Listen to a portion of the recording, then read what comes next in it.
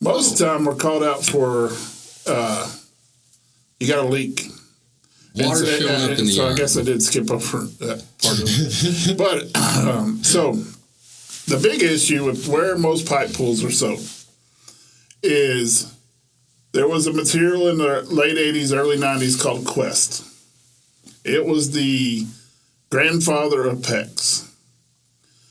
It was a horrible material. It was way too thin.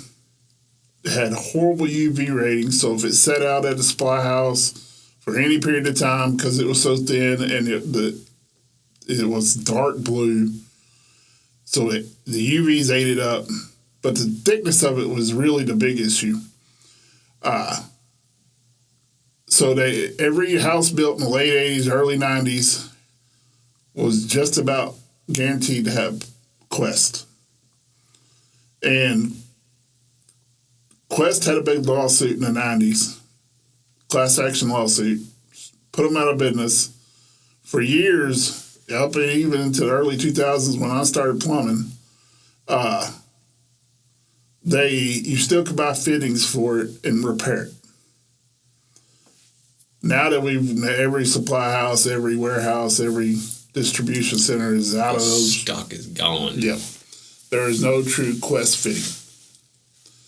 So now it is illegal in most cities, most municipalities to repair Quest. Now, I'm not saying it can't be. I'm not saying that we haven't done it as a company. There are fittings up there that you can repair it with. One is a sharp bite. The other one is a flow lock. You can repair them with that. But legally, it's not supposed to be repaired. Some cities are stricter on that than others, as we've discovered over the years. Yeah. Like Arlington. Arlington does not want you touching it. You get caught touching.